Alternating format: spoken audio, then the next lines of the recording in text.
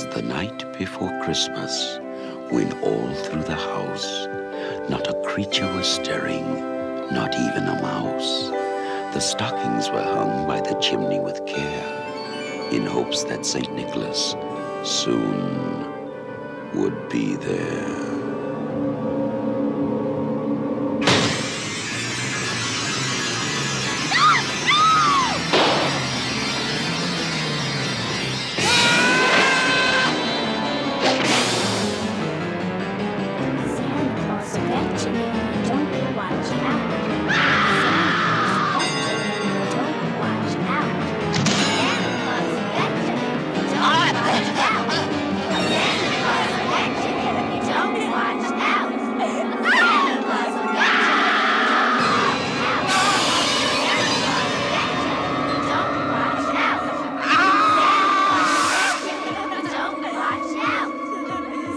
You've made it through Halloween. Now try and survive Christmas. Silent night. Deadly night. Welcome everybody to the Cast from the Coast. My name is Adam Miles and I'm joined as always by Tim Johnson and Josh Lambert. How are you guys? Excellent. Fine and Sensational. dandy like sugar candy. Wow. The enthusiasm. It just blows me away, gentlemen. All right. So we are going to continue tonight our discussion having to do with our wonderful month of a December to dismember. And what is the topic of conversation tonight, Tim? Silent Night, Deadly Night from 1984. Classic. Yes. Absolutely classic. And as Josh pointed out, Josh, what did you point out about the similarity of this movie with the other ones? It's like I don't. What? yet another Christmas horror movie where the main character... with Billy. Yeah, Yeah, his it's name like Billy. the some sort of requirement when you make a Christmas horror movie. You got Gremlins, the main character is Billy. This movie's Billy. Fucking the last one we just reviewed was Billy. How many other Billy movies are there out there? All right, so this is Billy movie number 3. And to start us off, Tim, do you have a synopsis for us? Oh, do I? Oh, do Oh, do I? Okay, so like I said, Silent Night, Deadly Night, 1984. Little Billy witnesses parents getting killed by Santa. I love how it says by Santa, not someone dressed as Santa. By Santa.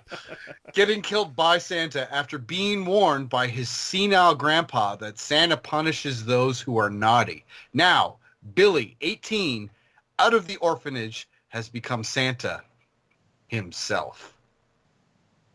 And that's it. Wow. So, it's not, like you said, it's not like, killed by a person dressed as Santa. No, he's legit killed by He's Santa. legit killed by Santa. And it isn't that Billy dons a Santa outfit on a murderous rampage. No. He becomes Santa Claus, apparently, is what it's going to happen. So, Yeah. wow. Just for the record, that's not what happens in this film. For the record, Just he does not turn magical and jolly and, there's a lot of crazy concepts for films out there. We got killer sofas and Santa Clauses. So let's just make this clear that that's not what happens. Wow. Okay. All right. Well, let's talk about the story here. The synopsis is wonderful, but as Josh said, that's not exactly what happens with this movie. So let's talk a little bit about broad the story. strokes. That was very broad strokes. Very broad strokes. So, Tim, tell us a little bit more about the actual story, though, buddy. Well, if memory serves me correctly, and I'm sure it does because I watch this quite often, is the protagonist of this story / antagonist is Billy, and it starts off where Billy's in the car with his parents and they're driving, and all of a sudden, like, oh, I don't even know how to really describe what happened in this movie at the opening. If you guys want to jump in, that'd be great, but fucking Santa comes out of the woods and they stop and like Santa like. So let's back up. They drive. It's like Christmas Eve, and they drive all the way out to some nut house in Utah. to see I think it's the father's father. Yeah. So little Billy's grandfather, who's comatose and doesn't say a word until all the parents leave the room, and then he tortures the fuck out of little Billy and like scares the shit out of him. Yeah. You know what happens on Christmas Eve? Don't If let you're a Santa little find shit- you. If you're a little shit, Santa Claus is gonna fuck you up. And then when they leave, little Billy's telling them about how Grandpa warned them that if he wasn't wasn't a good boy, Santa's gonna punish him. And then we cut to see this guy dressed as like a mall Santa rob a gas station and murder everyone in the gas station For and like steal a truck. $31. And then, yeah. And then we cut again to the parents driving, and they see Santa pulled over on the side of the road. Yeah. And hilarity ensues. Not really, but Well, I don't know if you want to use the word hilarity. Santa fucking shoots the father in the face. Little Billy runs to the bushes while his mom gets raped by Santa. doesn't Yeah. get raped. He, like, basically, like What he was that? he starts the process, but then slits That's her throat. assault, brother. Yeah, that's assault, brother.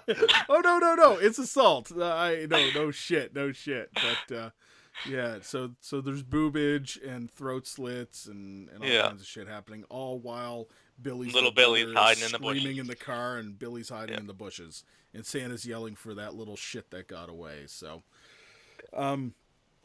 yeah, so this is where it takes an interesting turn, because what ends up happening, obviously, Billy and his younger brother's parents are dead, so they end up in an orphanage. Yep. And it's one of your atypical, scenarios with an orphanage where it's, like the mother superior and all the nuns, and there's always the one nun who truly cares.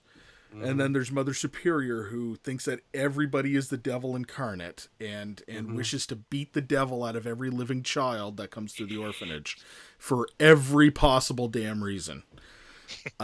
Like, just, did you sneeze? I'm going to beat the devil out of you. Like, it's literally the kind of character. Devil in you. You got the devil in you. Only the devil makes children sneeze. That's the kind of frickin' character that she is.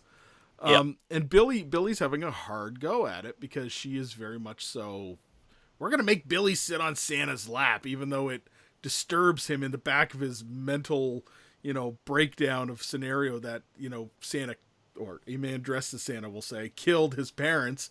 We're going to force him to enjoy Santa Claus, because Christmas is all about the birth of our Lord and Savior. So Santa Claus is obviously therefore an extension of it, and he must abide by what we want. He must enjoy Santa Claus. He don't. He don't. He really don't. He don't. He just don't. and there's some more interesting scenes here, because you've got the nun who is like getting it on with a priest or somebody else or some shit, and like little Billy's like spying on them, and what did you see, Billy, and all that bullshit. In the end, Billy grows up to be a handsome boy. Yeah, Very he's a strapping looker, young isn't he? lad. He's Yeah. a looker. He's He's a a very looker. strapping, Strapping young young lad. man. He gets They his- hire him at a little toy store to do all the lugging in the back shop.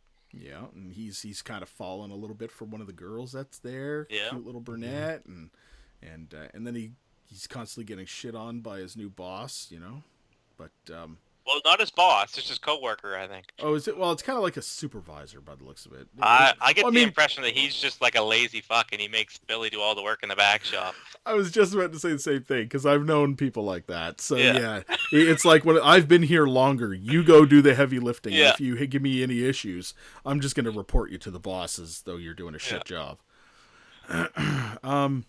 And really everything comes to a head, because on Christmas Eve, their mall Santa that they use at the shop breaks his legs in like a skating incident or some shit, and they decide to put Billy in the Santa suit. Yep, And that don't go because good. this movie is fucking sadistic as fuck. It Well, I really mean, is. He's obviously repressed these things about Santa, and then all of a sudden he puts the suit on, and it's like the light switch turns on, and like I love how like they do these like shots of him like where he's changing. You know what I mean? Like Yeah. He's starting to sweat, and his eyes are like, Yeah. bulging a little bit more, and he's yeah.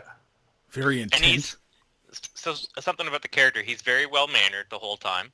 Yep. He wants to please Mother Superior. He always does it. Yes, ma'am. Yes, ma'am. And even when he gets the job, yes, sir. Yes, sir. I'll do whatever you need, sir. Yeah, right away. And I think it's that need to kind of like need to please that he puts the suit on and grudges through it and does his whole job. And then, you know, the store shuts down and they have this big Christmas Eve party and they're all getting drunk and the boss kind of looks to me and goes, yeah, you're going to drink so much you're going to think you really are Santa. And you know what Santa does on Christmas Eve. And then that kind of like triggers flashbacks. Yeah. Love it. Yeah, he totally falls back into that. And then the actual straw that broke the camel's back. He walks into the back room and he finds the lazy-ass coworker trying to basically assault and rape the young girl that he had a thing for. Once again, that's assault, brother. That's assault, Well, brother. according to Adam, that wasn't. No. That's not what I was saying. You jerks. So, Just teasing. so he sees this and he goes nuts and he kills the guy. Yeah. And then he claims that she's dirty because it's almost like she wanted those advances or something like this, and he murders her too. Yeah. And admittedly, it was a good murder. Like I like when the knife and he's dragging it up and it was like a one shot. It was really cool. Mm-hmm. It was really cool. But we'll get to like the deaths and the effects here in a little bit. But then he goes on a killing spree. Yeah. He assumes the visage of Santa and the mental breakdown occurs, and he goes on a killing spree. It's in all honesty, and we've said this before about a bunch of different movies, but it really kind of plays to the era, I guess. It's not a complicated premise. No.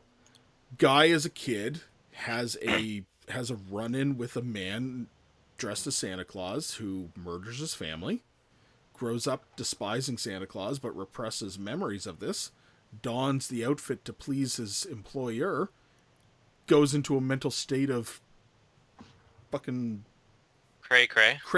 Yeah, goes into a cray mental state and starts murdering people dressed as Santa Claus, going through the exact things that Mother Superior eventually told him. Punishment is good, and you must be punished, and evil is punishable, and all this kind of shit. So he's going crazy. Yeah. So let's talk about the characters then for a minute. So we got Billy. Yep. As we said, Billy is a strapping young man, very handsome guy. It looks like he's got the world going for him. You know, the world's his oyster. He's got the girl that gives him, you know, the little smile and the looks. And it was kind of funny when they introduce him because you got the nun who actually did kind of care for him. And she was like, oh, he's just a boy. And, you know, he really needs a job, sir, to the store owner. And he's like, I'm not hiring young boys. And all of a sudden, Billy shows up. Here he is now. Here's this strapping lad that can carry anything that they need and all this shit. And the guy hires him like on the spot. The character himself was actually, in my opinion, it was interesting. He played him well because you pointed out something really good, Josh. He was very mannered, proper mannered. Well, he grew up in an orphanage with the nuns, right? Yeah.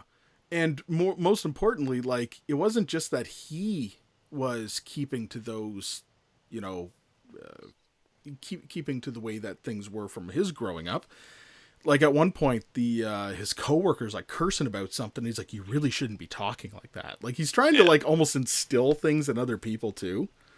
So he's kind of like a blessed soul, as it would be. You know what I mean? Like he's trying to do the proper thing. Yep. So, yeah. So who else do we have? Tim. Him and Mother Superior are really the only important characters, I think. Everybody else is just kind of fodder. I mean, you know, they show up and you know they're going to die at some point, right? And I mean, that's a regular horror movie trope anyway, right? And you know, this one is no different. Yeah, I mean, it's true. And you know, for the most part, anybody who did last so long, like the shopkeeper and his coworker and stuff like this, did last a little bit longer than most, but they still ended up being like the initial fodder that he just needed to get out there. You know what I mean? Yeah. Like he was done. But I mean, the movie has lots of deaths in it, surprisingly. But it's just because when he goes crazy, it's just like, murder. It's no holds barred. He's just killing everybody he comes across at this point. Yeah. So Yeah, okay, so To fair be enough. fair, everyone in this town seems to be pretty naughty, though. So. But if I was going to say if we were going to talk about another fodder character, Linnea Quigley. Linnea Quigley. Come We on. love Linnea Quigley. I loves me some Linnea Quigley. And she had And- probably the most memorable death, though. As she did. She absolutely did. In typical Miss Quigley fashion, she was, deprived of some clothing. It was a very memorable death. It was very memorable. Yeah. Yeah, I mean... Because of the death, not because she was Yeah, topless. Tim remembers it 10 times a week. Oh, man. Man. That's Christmas right there. I say it just like that. That's Very exactly. creepy like that. Yeah, that's right. That's right. Yeah, no, it is probably the most memorable death in the movie, in my opinion. And yeah, I mean, she is a fodder character, but come on, it's Scream Queen Linnea Quigley. You got to mention her anyway. I mean, Absolutely. she gets literally impaled on like deer antlers, Yep. Yeah. and the whole time, once again, it goes back to the fact that Billy's a strapping young lad and did a lot of work in the back room and stuff like this. He picks her up with like ease. And just kind of like looks around and then just picks her up and puts her right up on the horns. Like, It's the Around the third others. person he's done that to, because he did it to Randy or whatever the fuck the other stock boy's name was. He like Randy. picked him, isn't that, what is that his name? I know, but I just wanted to say that. Picked him up and like strangled him with the lights. Yep. There was someone else that he picked up and strangled too, wasn't there? Well, I think he kind of like half picked her up and stabbed her. Maybe. Yeah. Right, stuff like that. Yeah, but but anyway, he's jacked. He's just lifting people up left and right. yeah, he's doing that. So, all right. So let's talk about the actual killings and the effects work here in this movie. So we already talked about Linnea Quigley. We'll get that one back out of the way here for a moment again. Yeah. So he picks her up and he impales her, and it was really cool because the effects work is really well done, even for a lower budget movie, showing the whole like the see actual the antlers, antlers yeah. like piercing and coming through. So first it's a bulge in the skin and then they come through. It's not like a quick there they are. It actually kind of takes its time. And he's actually like when he's pushing her on and she's screaming, he's like slowly doing it. Yeah, it wasn't. Well, I mean, the thing is like the only other time I think I've seen something similar to that was probably Leatherface in the original Texas Chainsaw Massacre with the hook, right? Yeah. And that was just boom, boom, like it was really done. But this, it was, you know what I Like mean? he's taking his time enjoying it. Like Well, it's yeah. about punishment. He wants her to be punished. That's Yeah, right. she's a sinner. She's naughty. She needs to be Naughty, punished. yeah, that's better. Naughty, she's Needs to be naughty. punished. Okay, so when it comes to the deaths, obviously we also talked about the parents. So they were fairly unremarkable deaths though, because they were out of context for the rest of the movie. So it was a crime of availability, I guess, if you want Kind to call of it. sets the tone, though. It sets I the know tone. for me, it definitely set the tone. I was like, wow, okay, that's this kind of movie. It's true. But I mean, you don't really see much about the father until he's like flopped out of the car. And the mother, it kind of like pans away when he goes to slit her throat, and then you just kind of see the blood on her throat afterwards. So, I mean, yeah, You they, get flashbacks throughout and you see more, but yeah. yeah. But when he starts to go nuts and he starts to kill people, so he kills Randy first, and he like strangles him to death with the lights in the stock room. And then the girl, he takes a box cutter to her and just kind of right up from groin to sternum, which was, like I said, it was good because, it's not like, we seen like, the actual, stomach split open and guts start to fall out or anything, but it was real enough. Yeah. Just the look of it, you know what I mean? And the way that the blood flew and everything else, I thought it was good. But there was some funny deaths in this movie too, which always made me laugh. Specifically, the tobogganers. Oh man, This movie could have done without that scene so much, man. That- really? This I is love Josh written all over it. I love the scene itself, but the actors, did All Hallows Eve director and producer fucking hire these people? Because, man, they were bad acting, even Oh. for kids. No, they went on to make the killer sofa. What the fuck do you think? Boom, bitch. Boom. Boom, that's right. No, I thought it was fun because once again, and we kind of mentioned this earlier too, it's everybody's fodder at this point. The moment Yeah, that he goes yeah. insane, don't expect anybody who appears on camera to really live at this point. Anyone because who's they're all just gonna introduced is die. there to be killed. They're Yeah. just there to be killed. So of course you get these asshole bully teenagers, and they're like, "Yeah, doing the toboggan thing." Yeah, they're gonna die. It's just a matter of how. And I love the decapitation with this. You know, he's sliding Yeah, down it's and pretty good. right. It's great. I love it though as well when we get to know the fact that he's going back to punish Mother Superior herself. Yeah. And it's, you know, you got the Keystone Cops type of guys that are, you know, they see the one Santa Claus walking and they're going up through the window of the house and they're like, break into the house, and the wife's yelling, "Oh my God, what are you doing in my house?" And they like go up and pull guns on like the Santa Claus up in the little girl's bedroom. Turns out to be your father. It's just some random That's the level shit. of competence of this police department. Yeah, I know. You gotta love it. You gotta love Yeah. it. And they're just nonchalantly like, "Oh, Oh, okay, put away sorry, the our guns and bad, we'll just yeah. leave." Not even sorry, our bad. They're just like, "Oh, okay, just put away the guns and leave." Yep. It's like, yeah, file a report later. I don't give a shit. Welcome to Utah. Welcome to Utah. That's right. So yeah, so the deaths themselves are good. You know, overall, I mean, it is a bit of a budget flick when you look at it, right? And the movie really kind of did play more to the story, you know, when it comes to the fact that it's Santa Claus and everything else. So Yep.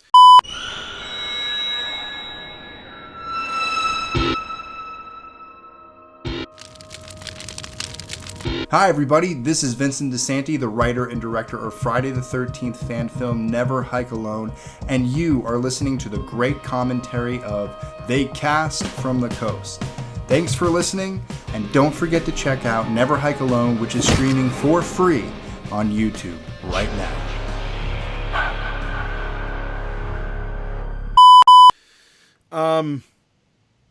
Tim, Yeah. do you got some trivia for us? I got a bunch of trivia about this movie. This movie was like very controversial when it came out. Like very controversial. Okay. One of the things, like I'll get into the controversy in a minute, but one of the things I thought was cool was this opened literally the same weekend as the original Nightmare on Elm Street. And that's pretty cool. I mean, you can see which one is looked upon more favorably between the two, but this also opened the same weekend as that. Another thing that I find funny is that the controversy about this movie is huge, and it all seems to stem from the fact that it's an evil Santa, right? Like it's a Santa killing people. But as horror fans, we know that this isn't the most original concept. It's happened before, most notably the Tales from the Crypt from 1972, and then even there was another You Better Watch Out that came out in 1980. They did the exact same thing, but this one for some reason seemed to get all the brunt of the controversy, so much so that like talk show host Phil Donahue dedicated a complete hour of his show talking about, you know, the controversy of, you know, this filth, right? Absolute and utter garbage. Yeah, and it's just funny because like this wasn't the most, like, you think if there's going to be like a controversial film back in the day, it would have been like The Exorcist, right? Yeah. The Well, it Exorcist. was. But if, from all the things that I remember, was it ever pulled from theaters? Yeah. No. Was it? Yeah. Was They it? had people literally puking in the theaters, and they had to shut it down. They said, no, this is too much. Yeah. Okay. But we're Okay. talking about a different era. We're talking about the same time that Nightmare on Elm Street. So to Yeah. compare those two, I would say that the gore fest that is Nightmare on Elm Street, and that's okay, but this movie isn't.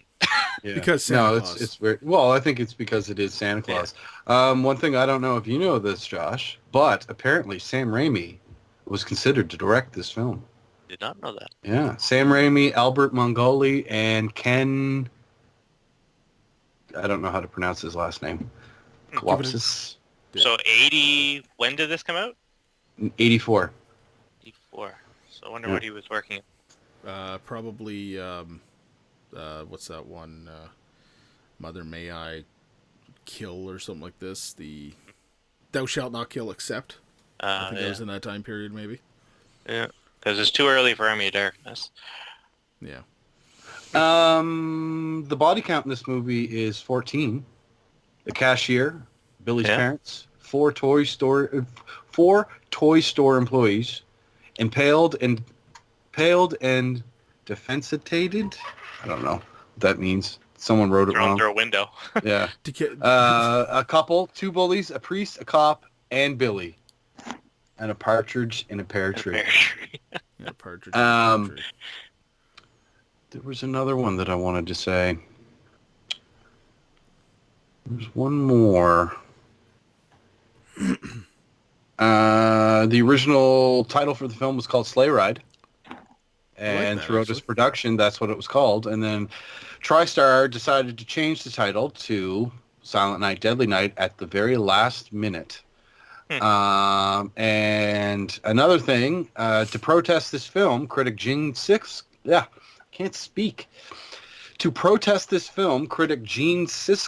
read out loud the names of the companies owned by the distributor TriStar Pictures, and on his and Roger Ebert's television show, decided to say at the end of all of it, "Shame on you." He also called out the writer, director, and producer and said, "You people have nothing to be proud of." Yeah, but they historically didn't like horror films. Well, you know they what? didn't like shit all. Yeah. I don't fucking like them. They're just two loudmouths that had a fucking TV. Like, what is a critic? We're a critic. Do I think my opinion's any better than anybody else? Most of the time, no. Most of the time. This is a joke. They were one of the only movie critics that was on TV that had a show, though. So they had a lot of power. Yeah. The only reason why I ever watched Siskel and Ebert was because it was an opportunity to see clips from movies that I didn't get to see yet or I was looking forward to. Their opinions were baseless and bullshit in a lot of cases for me, so I didn't give a fuck. Yeah. It's more of the fact that they were a pop culture phenomenon. Yeah. Pretty much. Another thing, this just goes to show the change of times.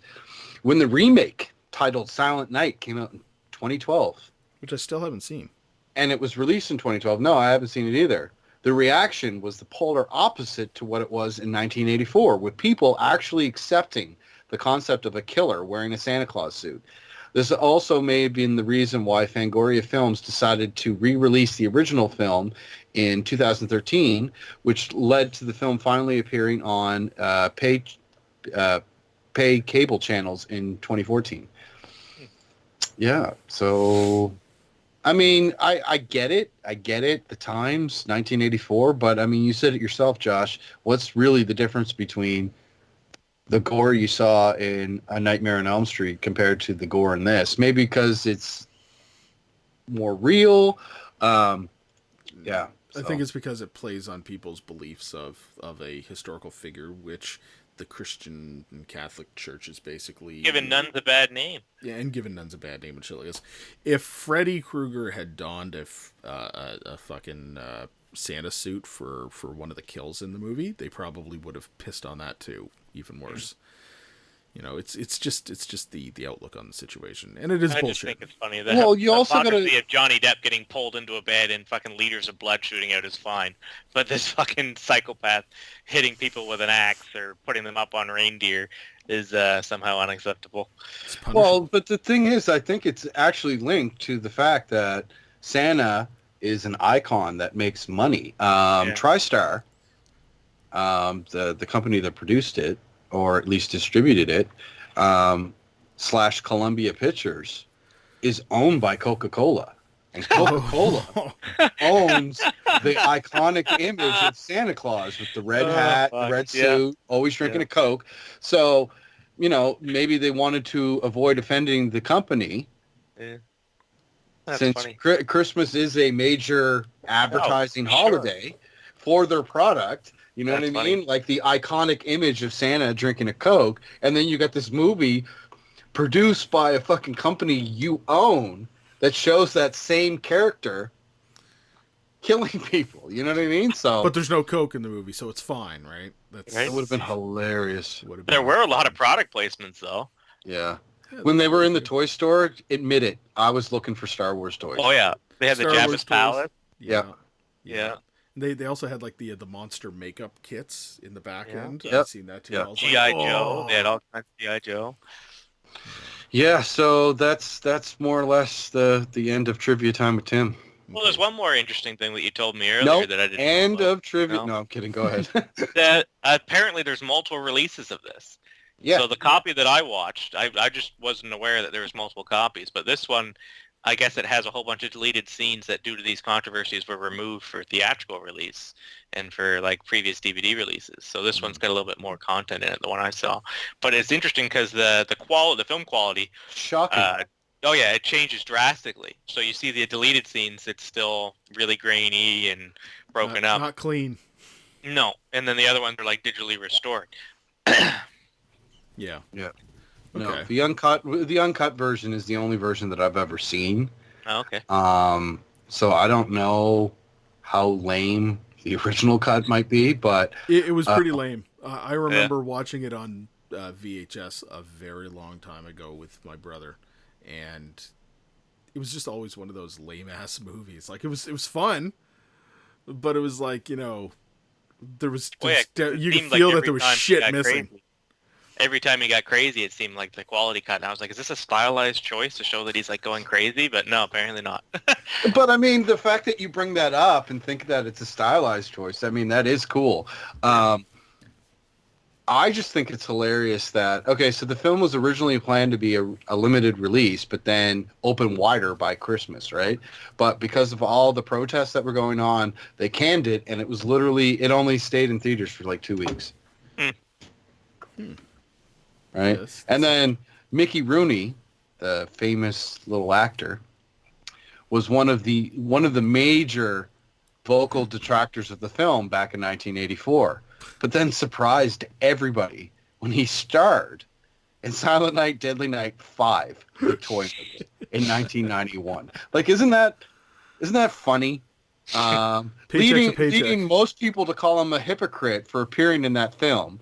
But then it was theorized that the film was shot under the title The Toy Maker, and the name Silent Night, Deadly Night was added to the title in post-production to create an in-name sequel.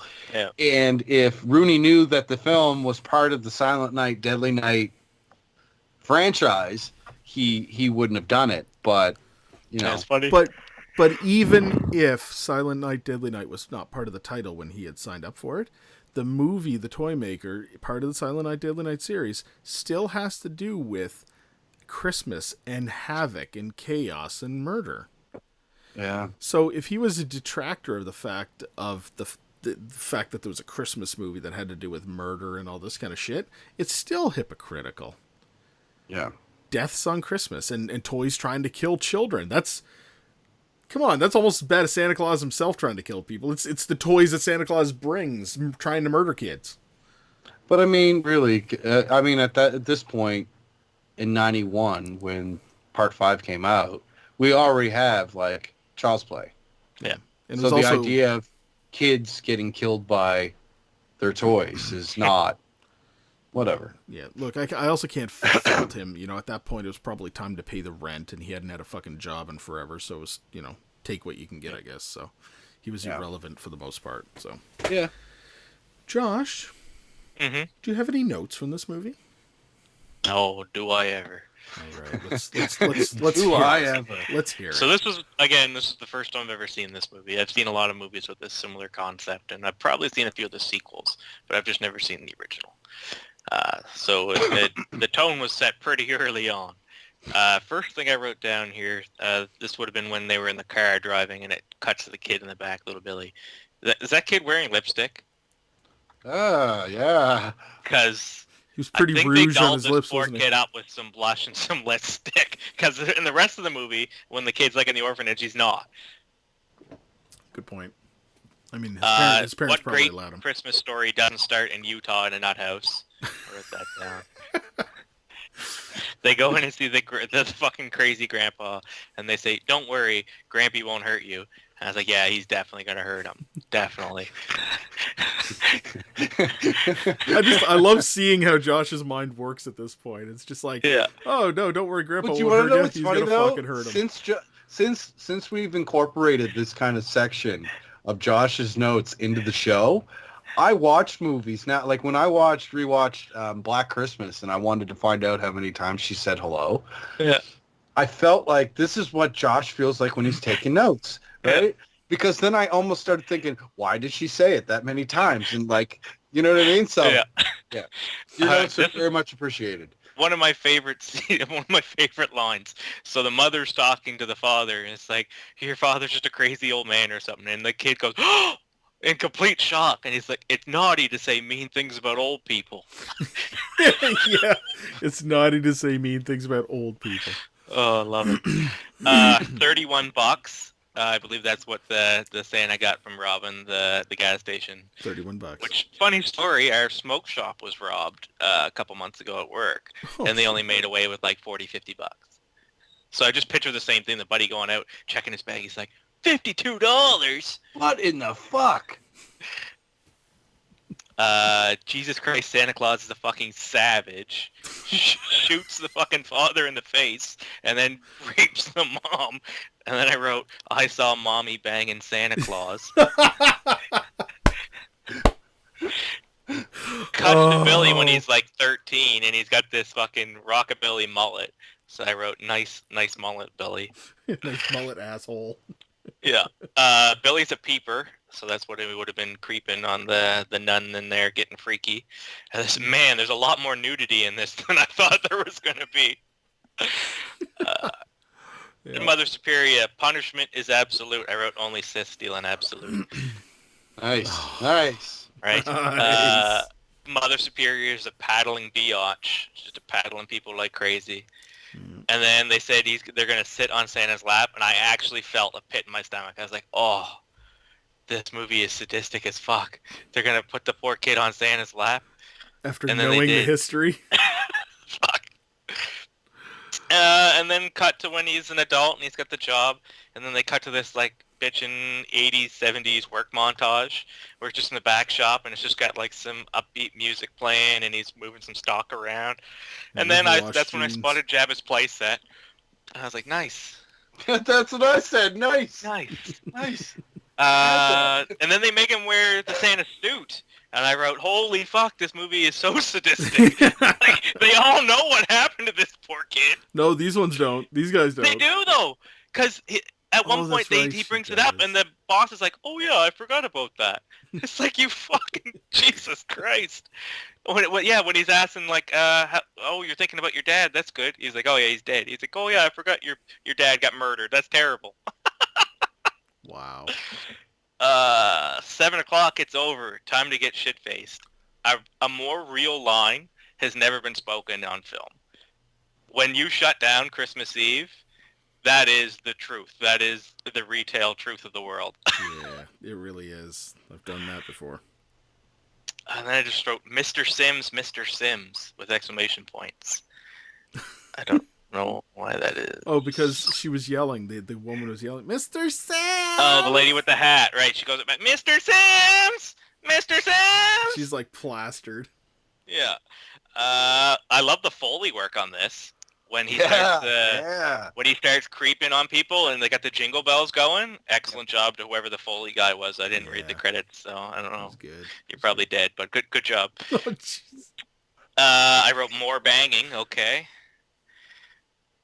Deer head kill, very gruesome, and that's our favorite scream queen. Linnea quickly, yeah. And then Buddy boots Santa in the balls, and I broke weak. I had to pause the movie and laugh. I'm a simple man. Man gets hit in balls by football, or Yeah. man gets hit in groin with football. Oh, yeah. And then I wrote, just talking about the poor casting on these fucking sled-stealing goons and how bad they were. The cops are so incompetent they accidentally shoot a deaf priest. Yes. And that's the notes for this lovely film. Wow. Yeah. Okay. It was a good one. It is a good one. So let's just go into our final thoughts on this shit, Tim. I I like it. Like, I like it. It's not trying to do any. It's not trying to do anything that, you know. It's just it's it's just what it is. Like, it's just what it is. It's a disturbing look into a poor broken 18-year-old kid that had something tragic happen to him, and him snapping. Him snapping. You know what I mean? Like, Yeah. you know, and it's I don't know. I like it. I like it. It's a shitty fucking horror movie, and it's awesome. All right. And what would you rate this movie? Fucking R, man. Fucking R. Fucking hard R. Hard R. Okay. What's You guys this are shit willy-nilly with the recommendations. Ah, Josh. I like this movie. I thought it was really fun. Again, first watch for me, so I tend to enjoy movies more the first time I watch them, especially when we're doing like a review episode, and I can kind of take notes for the first time and get my first ideas out on this film. I really liked it. I don't think it's a masterpiece by any means. As a Christmas movie, if you're going to throw it in your lineup, awesome, go for it. But as far as a final rating, I got to give it a PG, a pretty good movie. Okay. Fair enough. This movie plays every year. This movie plays every year on my playlist, just like Black Christmas does. I have to watch this movie, if not just for the campiness, because Black Christmas tries to play it a little bit more intense. Serious. Yeah. Right? Yeah. Scary and serious. And then this movie almost like kind of breaks the monotony, but still gives me horror. Yeah. You know what I mean? So it's almost that opposite to it. And I think it plays well in that way. And yeah, it is cheap. It is cheesy. It is corny. It's got some ridiculously fun kills in it. And, you know, I love this movie. It's been a staple in my Christmas horror viewing way since, you know, the old VHS rental days in the shops and picking it up. I can never fault it. I love this movie. And I love, Tim, you brought this up earlier, I love when they're doing re-releases or otherwise, and the artwork that people are putting out for this damn movie is beautiful. Like, it really goes to show that the horror community actually cares about this movie. That people are willing to put that much effort into making, you know, wonderful cover art and poster art for this movie. It's great. And let's not, you know, shit on one of the most iconic horror posters. Yeah, the original? Yeah. The original with the chimney. The hand. Yeah. And the hand with the axe sticking out of it.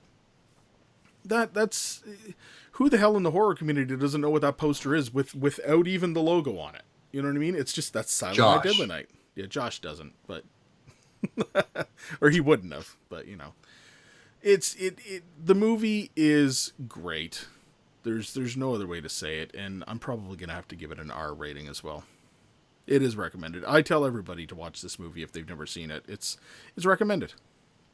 Yeah, I don't get all willy-nilly.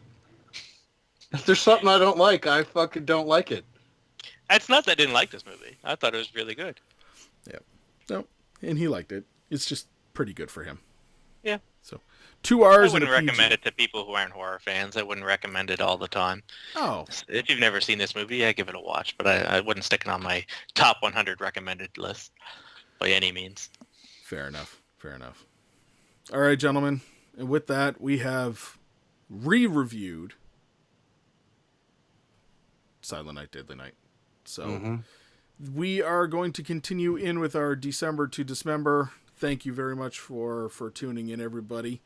And we're going to wrap things up here. So please remember to like, subscribe, check us out on YouTube, like us on Facebook. Patreon is going to be back up and running by the time that you watch this video. So please take the opportunity to open your hearts and your wallets and donate into the cause so that we can create more content and keep things interesting and fresh. And do not forget to check out our new live episodes, which we are now producing on a regular basis for our roundtable. So if you missed the general discussion that we always had, where it's what's news and what's worthy of being discussed on a regular basis, other than just a general review, check out the live episodes. And until next time, Josh. Naughty.